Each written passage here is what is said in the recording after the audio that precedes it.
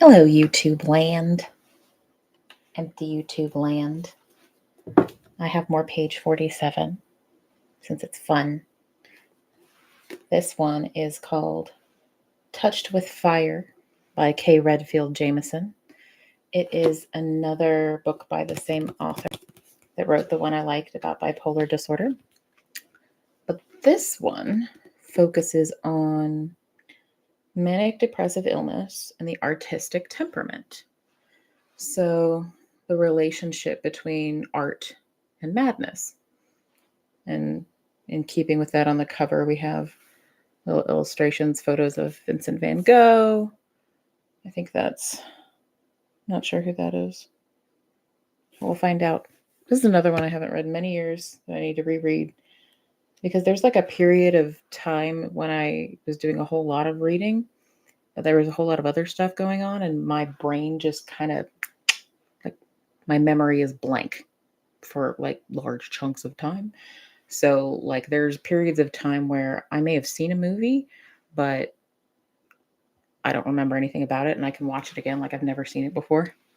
It's kind of fun, though, because movies don't get old. Movies are still fun.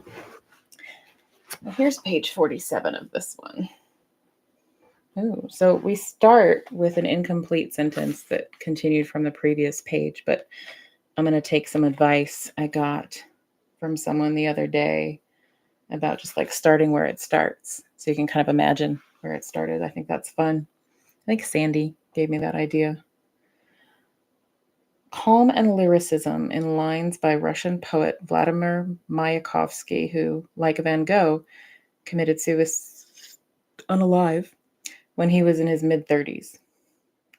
It's after 1. You must have gone to bed. The Milky Way runs like a silvery river through the night. I'm in no hurry, and with lightning telegrams, there's no need to wake and worry you. As they say, the incident is closed. The love boat has smashed against convention. Now you and I are through. No need, then, to count over mutual hurts, harms, and slights. Just see how quiet the world is. Night has laid a heavy tax of stars upon the sky. In hours like these, you get up and you speak to the ages, to history, and to the universe. Mayakovsky's biographer Edward Brown notes he included 4 lines from this poem in his unalive note with the change of you to life. The clinical reality of manic depressive illness is far more lethal and infinitely more complex than the current psychiatric nomenclature bipolar disorder would suggest. Cycles of fluctuating moods and energy levels serve as a background to constantly changing thoughts, behaviors, and feelings. The illness encompasses the extremes of human experience. Thinking can range from florid psychosis or madness to patterns of unusually clear, fast, and creative associations, to retardation so profound that no meaningful mental activity can occur. Behavior can be frenzied, expansive, bizarre, and seductive, or it can be seclusive, sluggish, and dangerously unalive-icidal. Moods may swing erratically between euphoria and despair, or irritability and desperation. The rapid oscillations and combinations of such extremes result in an intricately textured clinical picture. Manic patients, for example, are depressed and irritable as often as they are euphoric. The highs associated with, and then we trail off because that's what I was going to do this time. Although I'm really curious. I want to see what the next page says. Nah, I won't cheat. Oh, and then the next chapter starts with what appears to be like a microscopic slide of something. That's kind of interesting. I don't know what that is, though. So this book kind of goes into this notion that when people are experiencing the upswing of a bipolar disorder or the manic phase, the phase that, has a lot of euphoria, kind of good, like kind of high feelings from the chemicals in your own brain, not from any drug or outside chemical. It looks at whether that's associated at all with being able to create great art and increase output and things like that. And it's interesting to me because I've known a couple people, I've been close with a couple people who were diagnosed with bipolar disorder. And when I knew them and they were in a manic phase, they didn't tend to kind of go into this like flurry of artistic activity and behavior. Like I knew one guy who he was a photographer, like just as a hobby. And whenever he was starting to go on the upswing and start to become manic, he would suddenly start taking photographs of everything and everyone. And some of them turned out really cool looking. So it wasn't as though I mean, at a certain level, like he was capable of like creating something really cool, but it was like there was a threshold where if he got too manic, he would be completely like non-functional anymore.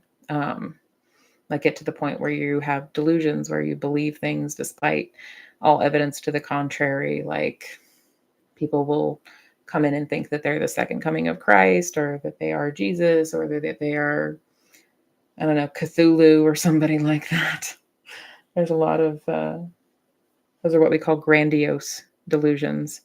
Grandiose just meaning it's really, really big and all over the place. And you kind of think yourself to be larger and more invincible than is realistic.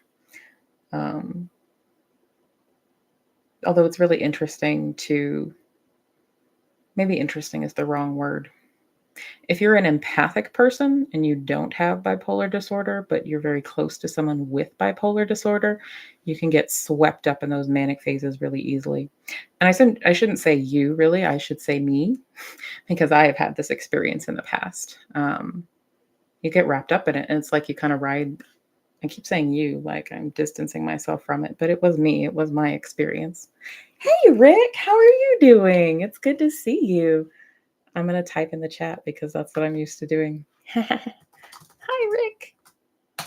Rick. I just watched your page 47. I really liked it. I loved your cool idea of um the invention for people that have no legs to help them walk. That's really, really cool. Hey, can I find your books on Amazon? I think it looks like I probably could. I would like to see them. I think I'm always really impressed with people who manage to write a book. Like that's kind of one of my like dreams. I would love to write a book. But I think I've built it up to be something bigger in my head and somehow impossible.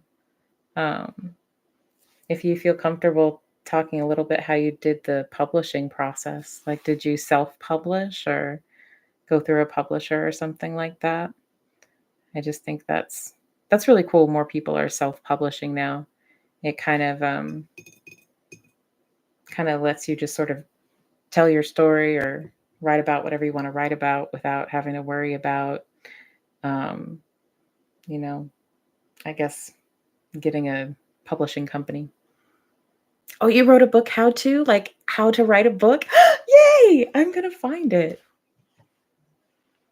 Oh, my battery on my phone's dying. That's sad. That's okay. Oh, not Amazon Music. I'm gonna look it up. Let's see. You write the story. Okay. Okay. Step one, write the story. I like the idea and click by click to publish. Oh, okay. So there's like, that's cool. I used to know somebody that self-published some of her novels. Actually, I know somebody else that does that too, but I don't know when he does it because he has a son and he has twin daughters. Hey, look, I found you're a prolific writer, Rick. You have a lot of books on here. This is so cool. We've got, oh, you can't see my phone. It's too bright. SPTV repair kit Flat Earthers, questions round earthers can't answer. I like that title. Rick the Book, crazy stories, honest, warm, and too funny. Oh, I've got to get that one. That one sounds great. Aliens Found. How to write, oh, here it is. Here's how to write a book. Easy, easy, click by click. Man, Moon, Mars, and Mystery. This is really cool, Rick. I love it. Yeah, I'm going to order that How to Write a Book one so that I can get to it. I don't know what kind of story I would write, though. Like, I don't currently have like fake pretend anything. Like, I don't have a story in my head or anything. I mostly just have my own experiences. And I've been writing a lot about my own experiences lately, just like through journaling and stuff like that. But sometimes I think it would be fun to like de-identify people and maybe turn it into some kind of, I don't know. Like, I think it would be fun to try to write a memoir, but I think I'm too young to write a memoir. Like, I'm only 37. I don't know if that's allowed. Like, people aren't allowed to write memoirs until they're, you know, I don't know what the cutoff is. In fact, I don't know if that's a rule or if I just made that up. I might have just made that up. We'll see. But this is another one by the author that I read a book from yesterday who writes about bipolar disorder. And this one specifically is about like artistic temperament and like how it interacts with like creativity and things like that. Oh, they've got whole chapters on like particular people, like Ernest Hemingway, genealogies. So you can kind of like, oh, Mary Wollstonecraft Shelley, Vincent van Gogh. You know the story about Vincent van Gogh, right? He apparently cut off his ear and mailed it to someone he was in love with. He had unrequited love or something like that. Yeah, the ear. It's pretty rough. That's pretty rough stuff. And then it's interesting because you can see he did self-portraits, and you can see in his self-portraits he even like drew himself with the bandage where the ear used to be. Bipolar disorder is really like, it can be like during certain phases, people can be really, really productive and maybe really, really creative. Like the guy I knew would take a lot of photographs and things when he was just starting to get a little manic. But if he kept going and he got more and more manic, he would start to do really dangerous things and start to have delusions and put himself in really dangerous situations. And I think one time he just randomly set a trash can on fire outside a building. Not because he wanted to burn anything down, just because he had the impulse and it was there. And he was in a manic phase of his illness, and he was not taking medication and not doing any of the stuff that are good to do for health when someone is diagnosed with bipolar disorder. And not everybody is diagnosed correctly, but if somebody really, really and truly has that diagnosis, two things are super important: sleep and exercise. And those things have to be really consistent. Like, a person with bipolar disorder ideally is going to function the best if they are sleeping on the same schedule every night for the most part, and exercising, like doing intense exercise every day. I mean, that stuff is good for everybody. But you can almost, like, some people can reduce their need for medication with things like that. I mean, I'm not saying they can cut it out altogether, but they can reduce how much they need of it. So that's always nice if you can do that. But self-awareness is really important too, right? Like, a person has to know like warning signs for themselves that they may be getting to a manic episode or a depressive episode. Rick says he was a nosy neighbor wall listener. Vincent van Gogh was? I didn't know that. He like put his ear to the wall to like listen in on his neighbors. Hey, Rolling Stone, how are you? Nice to see you. I just decided to hop on randomly. I'll probably shut it down right around 1, or whenever I get a notification that Chow Yun Smut has gone live, because I like to go to hers, and it's also a sign for me that I need to start trying to go to sleep as well. But we're just chatting, first about Rick's books and how to publish a book, and then about bipolar disorder. So, wasn't it? Were you telling me about bipolar disorder, Rolling Stone? Or am I thinking of someone else?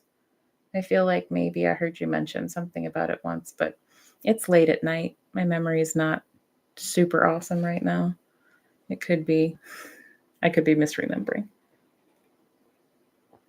I feel like I think it was you. Correct me if I'm wrong. Oh, that was you.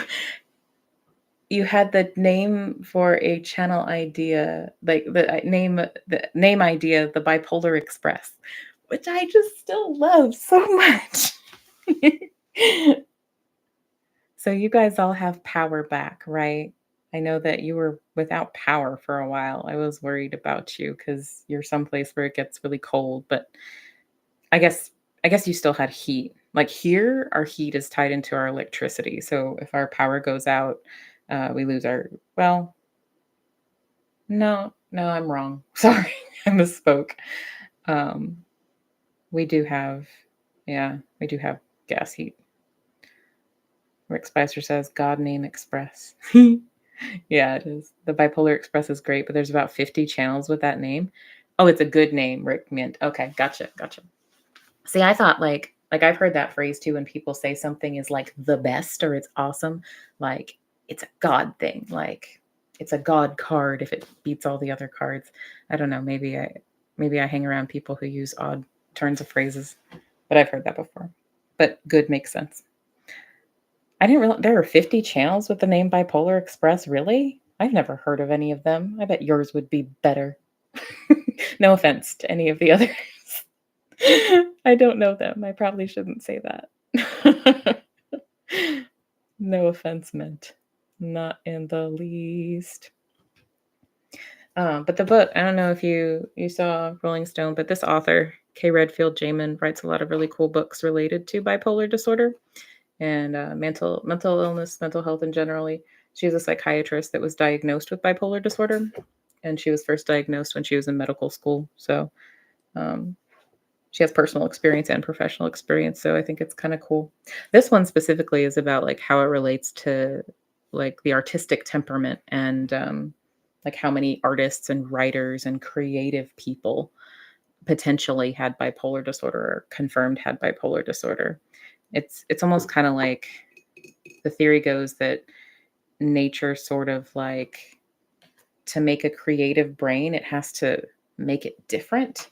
And sometimes that difference is really, really helpful and helps you come up with really cool ideas that other people wouldn't come up with. And sometimes at the same time, it makes other things, more difficult. Like if I'm like a mood disorder or a mood mental health problem or something like that. So I like this one. An Unquiet Mind was the first one I read of hers, though. That one's the memoir. This one specifically dives into all the different artistic people. So I'm just hanging out, you guys. I was doing a little bit of the page 47 stuff. I kind of want to see who else they address here.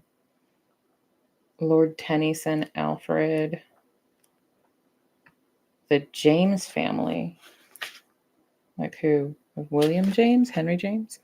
Rolling Stone says that was going to be what I wanted my channel to be about. The correlation between mental disorders and artistic creativity.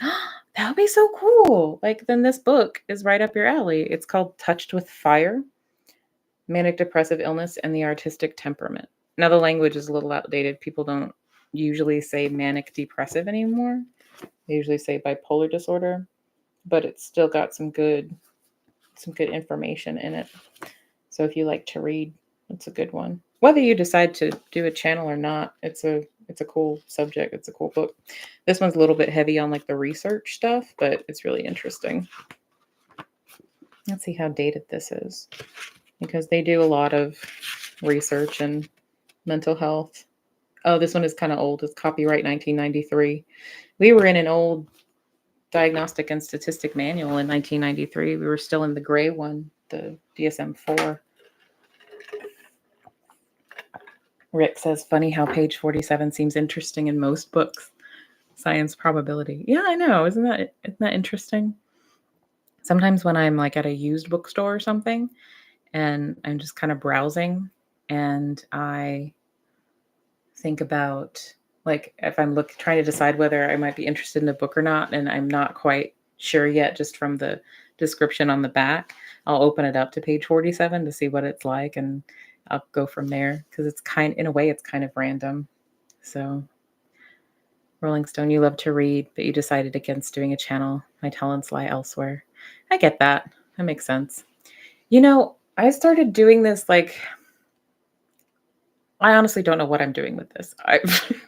I started doing videos as kind of an exercise to kind of work on my ability to speak rather than write and type because I'm really comfortable with writing and typing to express myself, but I wanted to be better at speaking to people because I used to speak in person to people all the time, like one-to-one in small groups and stuff like that, but I haven't in a long time. So it kind of started as an exercise, and then it's kind of turning into a way to just hang out with you guys that hop on here when I am randomly here. Now, if nobody showed up today, that would be okay too. I would just kind of read my books and talk out loud to them or think out loud to them. Most people talk out loud, but I like that you guys hop on and hang out if you're awake.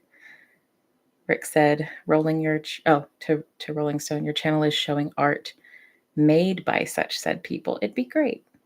Oh, I think it would too. And Rolling Stone, you said, never heard that about page 47. I just looked at the book I'm reading now. It checks out. Yeah, that's something that I just started doing. It just kind of pops into my head one day. I'm just going to grab a random book off my shelf and look at page 47 and read it and talk about what I think about it. And in some cases, I have read the book before and it's just been a long time. And in some cases, I haven't read it yet because, like any good book hoarder, I have books that I haven't read yet. So sometimes it kind of reminds me, oh, yeah, I really need to read this one. This is a good one. And I think it would be a great channel too, Rolling Stone. But if it's not where your heart is, then, yeah, I mean, do what makes you happy. Life's too short, Don't do it for other people. Do it for you.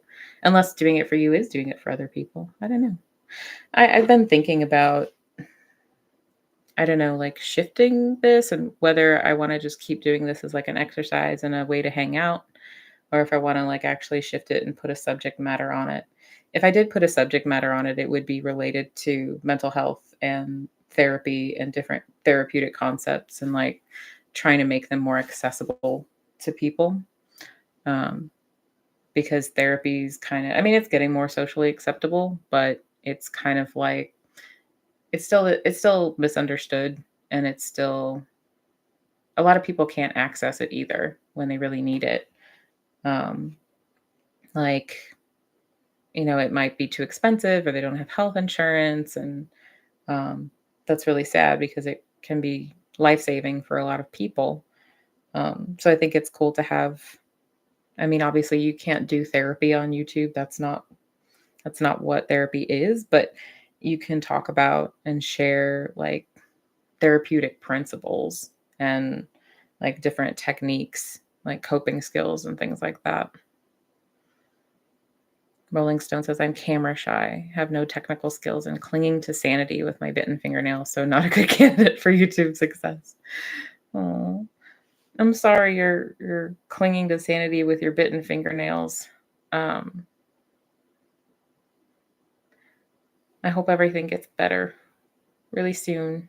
I know that you guys had this really long power outage and a lot going on. I know I didn't see you in the chat for a while. I was glad to see you back. I was like, what happened to Rolling Stone? I used to see Rolling Stone every day. Or at least, every other day in a chat somewhere. So it's good to see you. And Rick, you did 3 years in the hospital as a kid's in and out, but 3 years total. Oh, you were in a hospital for 3 years? Like, oh wow. Like you were admitted or you worked there? Rick, rolling, you really support others. Maybe that's the Grove. Yeah. Yeah, you do, Rolling Stone. You do support others a lot. That's really cool. That's really important. We were just talking about that last night, how it's way easier to see things and like how to help another person than it is to like help yourself. And like I have all these books I read and all this stuff I learned and all these teachers I had, but like I still can't like I still need other people to help me like be objective and like see when I'm messing up sometimes. I still need like other people I trust to remind me when I need to like take a break, or what we used to say, take a chill pill. Not a literal pill, but my parents always used that phrase. Like if we were getting too wound up and upset, they would say, you need to take a chill pill.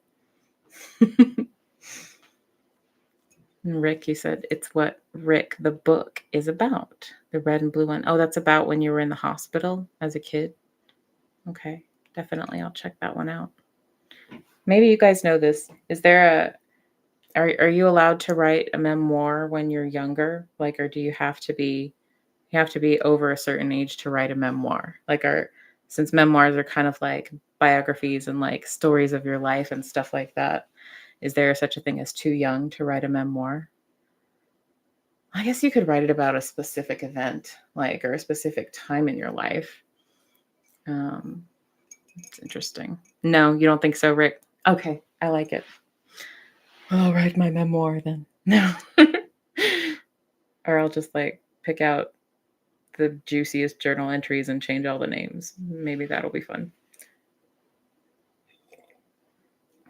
Rolling Stone, everything is good actually. Hit the inevitable low after the 6-week stretch of mania. Had company in and out for several weeks and just out of my meeting habits. Thank you, Rick. That's kind. Rick, you are kind. I'm glad that you're good now, Rolling Stone. I'm sorry you hit that low. I was kind of talking a little bit like before you popped in, like about my experience with a friend of mine who had bipolar disorder, and I saw him cycle through mania and depression and things like that. I know everybody experiences it differently. Like some people experience the mania part really, really severely, and they and you can correct me if I'm wrong, because like you probably know better than I do since you've had the experience yourself. But like someone was telling me, and I was reading once, that mania isn't always like a euphoric feeling. Like it's not always fun. Like sometimes it comes with feeling like really agitated and angry. I've heard that from people before, and that can be really hard to cope with. Because usually when we're angry, we're supposed to do things like take a deep breath, meditate, get some sleep. But when you're manic, that's the last thing your body wants to do. Your body doesn't want to let you slow down at all. And that's kind of what we have to do when we're angry, to calm down. I'm just checking my notifications. I have a lot that I haven't swiped through today. There we go. I actually had a like meeting type job interview today. That was really exciting. We had a really good conversation. I think probably something good will come of it. So we'll see. We'll see. Be praying or thinking happy thoughts for me for that.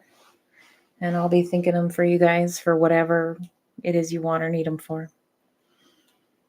Rolling Stone, I was drinking a lot. So when the booze wore off, there was a lot of euphoria. Gotcha. Leading to mania. Then a whole lot of ice cream intake. Gotcha. It was pretty crazy for a while. So for you, it comes with like increased like appetite. That makes sense. You know, I have met several people that when they were like in between like up down phases, they would tell me that they would kind of self-medicate with things like alcohol, and try to, like when they felt themselves like feeling kind of like keyed up, like they would drink, or another common one is they would smoke pot to try to calm down and try to like even themselves out a little bit. At least that was what one friend of mine told me. But it's interesting, like when he was in the middle of a manic episode, like I don't know what it's like for you, but he said when he was in the middle of a manic episode, he didn't feel like that's what he was doing. Like he didn't realize he was trying to regulate his mood with substances until later, like when he was, not in a manic phase again. And then later he could look back and say, oh, yeah, that's what I was doing. Oh, you have no appetite at all during mania, but you can't eat enough when you're depressed. Still smoking a lot of weed. Hey, but I'm glad you're not doing all the drinking. Like that's something. That's something. I hope you're eating something too. What is mania, Rick? Rolling Stone, correct me if I'm wrong. Feel free to jump in. But mania is it's like a symptom of a mental health condition called bipolar disorder, where your mood gets really, really elevated or really, really agitated and angry. Your energy levels tend to tick up. You tend to not be able to sleep at all. Sometimes people will engage in like really impulsive actions when they're in a manic phase. If it gets really, really severe, then a person can even have like delusions or paranoia, like where you believe that, someone is plotting against you or a danger to you, even though they're not. Um, and some people will have hallucinations. Not everybody has mania that gets that severe, but some people do. Super creative. Yeah, Rick. Some people say when they're sort of just starting to get into that manic phase, they'll feel really creative. Like my friend who took all the photographs. But what you said, Rolling Stone, about not having appetite at all during the mania kind of makes sense to me, because at least like how people have described it to me, like mania almost seems like your brain is giving you a stimulant of some kind. Like it's like you're yeah. And when you're on stimulants, you have no appetite. You don't need them because you're full of adrenaline. Oh, your thoughts move very quickly. You used to feel like you were 100 miles an hour and the rest of the world was standing still. That's a really great way to describe it. I love hearing your perspective on it, because I've read books, right? Like I know clinically like what it is, but I don't have it. So I'd like to hear what it feels like inside for people, because that's really important. Does it get irritating for you when you feel like you're going 100 miles an hour and the rest of the world is standing still? Like, does that get annoying or maybe lead to some like irritation? I would think maybe it might sometimes, but I know everybody is different too. Oh, it looks like Chow's not going live tonight, she said. She did a community post. She said, listen, I'm just way too cranky tonight. Oh, okay. Yeah, she's taking a night off. Good for her. Good for her. Well, I'll hang out a little bit longer then. Probably not super long because I need to attempt sleep at some point. Rick said, thank you. Asked others. No answer. I really wanted to know. About what mania was, Rick? Nobody answered you? Oh, well, I'm glad you're here then. Rolling Stone, it's very simply, yes, adrenaline. It's caused by a damaged amygdala, which either produces too much or too little. And then that's what causes the extreme mood swings. That makes sense. That makes perfect sense. Yeah, the amygdala is your little, I can take out my mug with the brain on it. Let's see. Nothing, tra-la-la. Just knocking things off my desk. Let's see. Well, I don't think you can, does this, Where's our amygdala? It's hidden it's inside the brain. That's why it's not labeled here. But that's my little brain mug. It's got a picture of a brain with like different labels for the different parts. Like there's your brain stem. That's where all of your functions like breathing. That's where they live.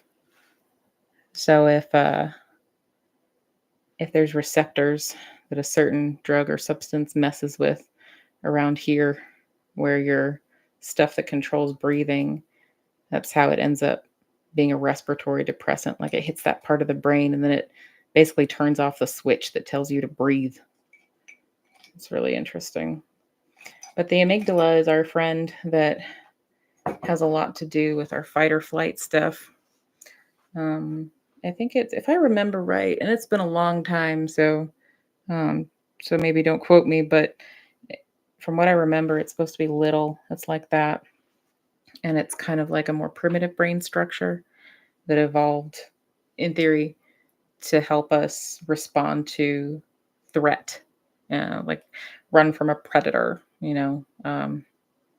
find safety, fight or flight, all that good stuff. Well, maybe not always good, but all the stuff. I just read recently that, no, it wasn't something I read. It was on, it was on Healthy Gamer. It was on the Healthy Gamer channel.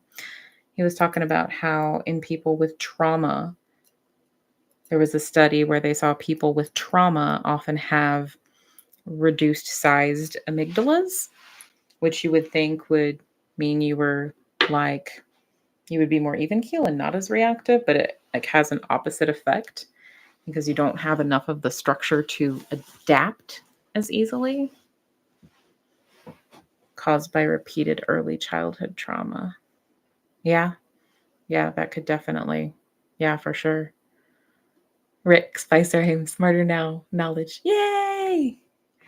Well, that's awesome. That makes me happy. Thank you for saying that.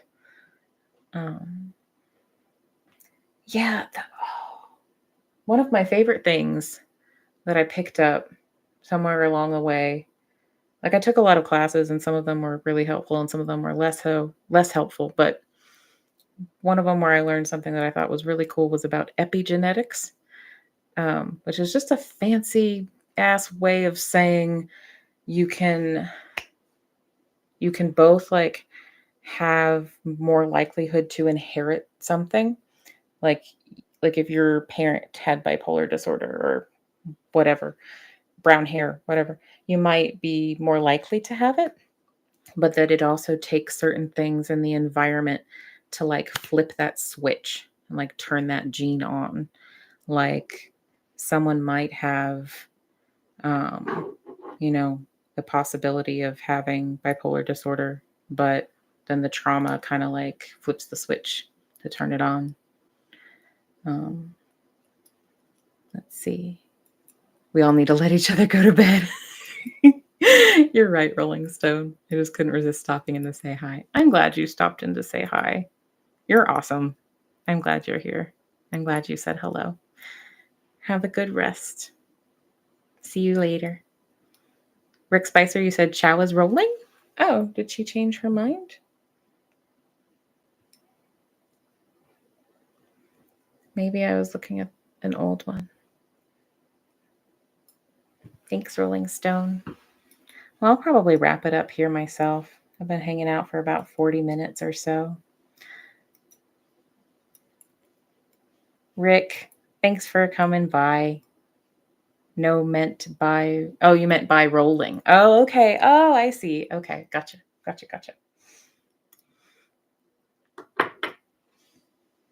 Well, I'm going to finish my tea, and then I'll probably shut it down after I finish my tea.